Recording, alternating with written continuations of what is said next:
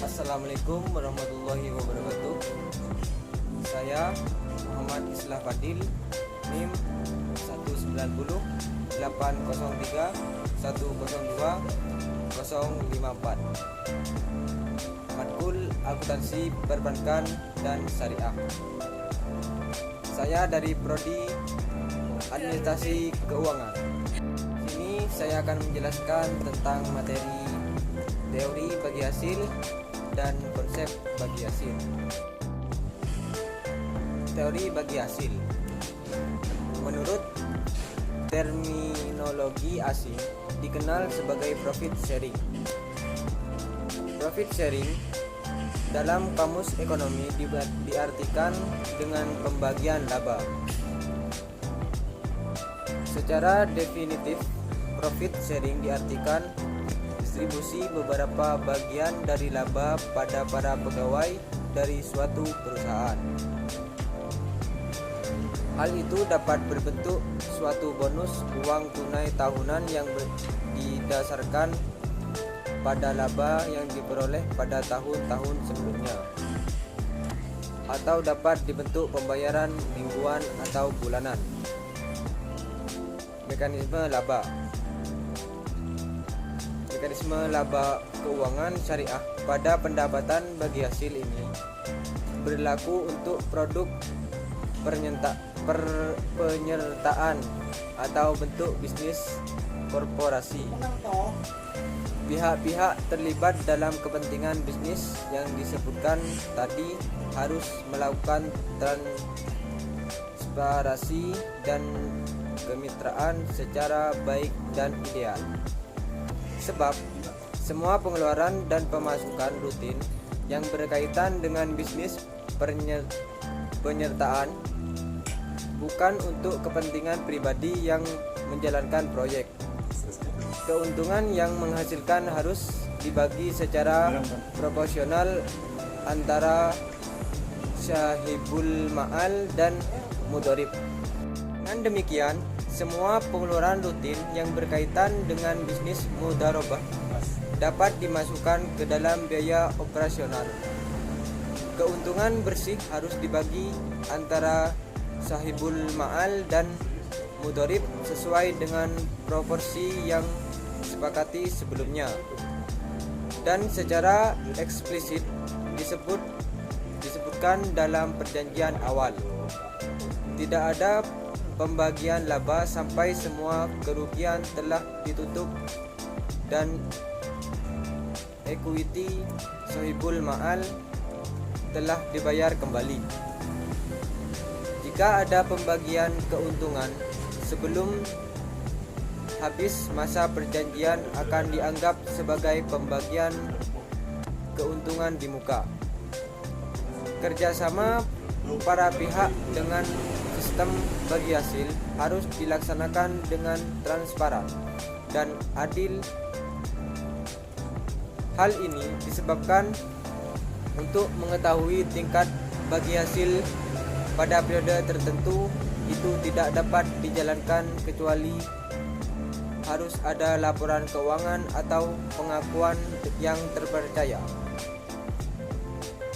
Pada tahap perjanjian kerjasama yang disetujui oleh para pihak, maka semua aspek yang berkaitan dengan usaha harus disepakati dalam kontrak agar antar pihak dapat saling mengingatkan.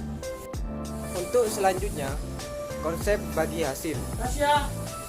Konsep bagi hasil adalah sistem yang lazim digunakan terutama mereka yang mengedepankan ekonomi syariah. Tak hanya dalam berbisnis, sistem ini juga sering digunakan dalam perbankan. Memang, kata bagi hasil sendiri memang tidak terbatas untuk urusan keuangan syariah saja.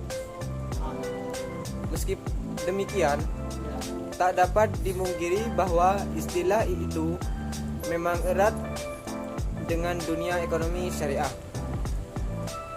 Bagi hasil selain sebagai sebuah kesepakatan dagang juga merupakan sistem yang dijalankan bank syariah. Sebenarnya keduanya hampir sama karena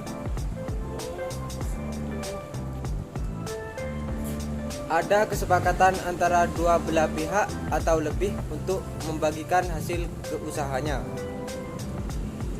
Bagi hasil adalah suatu sistem yang meliputi tata cara pembagian hasil usaha antara penyedia dana dan pengelola dana. Selanjutnya, konsep bagi hasil adalah sebagai berikut. A. Pemilik dana akan menginvestasikan dananya melalui lembaga keuangan syariah yang bertindak sebagai pengelola. B.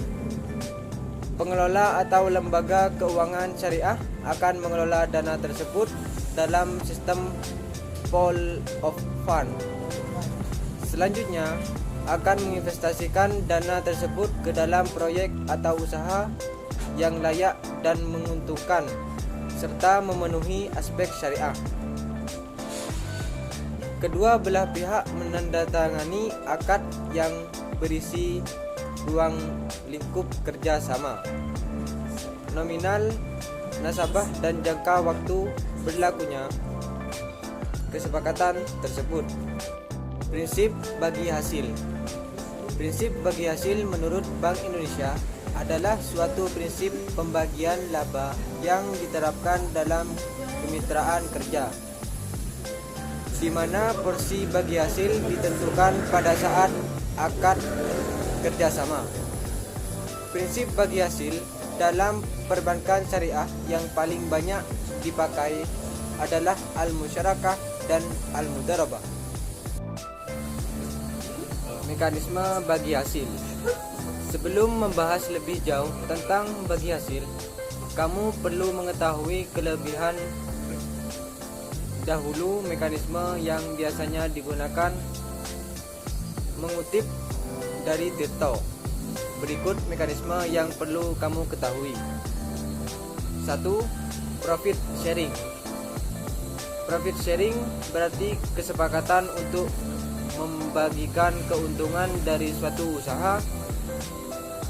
Keuntungan yang berasal dari pendapatan yang sudah dikurangi dengan ongkos produksi atau operasional sehingga hasil yang didapatkan merupakan keuntungan bersih. 2. Gross profit sharing. Sedikit berbeda dengan profit sharing. Gross profit sharing juga merupakan kesepakatan bagi hasil, hanya saja pembagian keuntungan hasil usaha dihitung berdasarkan pendapatan yang dikurangi harga pokok penjualan. Laba tersebut belum dikurangi dengan pajak, biaya administrasi, serta biaya pemasaran lainnya. Hal tersebut bisa pula disebut dengan pembagian laba kotor. Revenue sharing. Perbedaan dengan dua poin sebelumnya, revenue sharing adalah pendapatan yang belum dikurangi dengan biaya operasional dan komisi dalam sistem perbankan. Hal ini dihitung dari total pendapatan pengelolaan dana. Dalam sistem syariah, pola ini dapat digunakan untuk keperluan distribusi hasil usaha lembaga keuangan syariah. Dalam perbankan syariah, mekanisme yang digunakan kebanyakan menganut profit sharing atau pembagian laba bersih antara kreditur dan juga debitur. Sementara itu, dalam sistem kesepakatan usaha, mekanismenya bisa ditentukan berdasarkan skema bagi hasil yang dipilih sesuai dengan akad atau perjanjian dari awal. Selanjutnya, mekanisme bagi hasil. Menurut Zubair pada 2011, bagi hasil ini merupakan sistem di mana dilakukan perjanjian atau ikatan bersama. Di dalam melakukan kegiatan usaha, dijanjikan usaha tersebut adanya pembagian hasil atas keuntungan yang akan diperoleh antara kedua belah pihak atau lebih. Dari Kamus Besar Bahasa Indonesia dalam kurung KBBI, bagi hasil adalah pemberian perolehan atau usaha kepada mitra usaha atas keikutsertaan modal atau kerja pengelolaan dalam jumlah yang ditentukan bersama. Besarnya penentuan nisbah bagi hasil antara kedua belah pihak ditentukan sesuai kesepakatan bersama dan harus terjadi dengan adanya kerelaan dalam kurung antarodin antara masing-masing pihak tanpa unsur paksaan untuk mengetahui lebih lanjutnya mengenai bagi hasil. Jangan lupa untuk melakukan perencanaan keuangan sesuai dengan usia Anda. Baik, sekian dari saya. Kurang lebihnya saya mohon maaf yang sebesar-besarnya. Wassalamualaikum warahmatullahi wabarakatuh. Waalaikumsalam warahmatullahi wabarakatuh.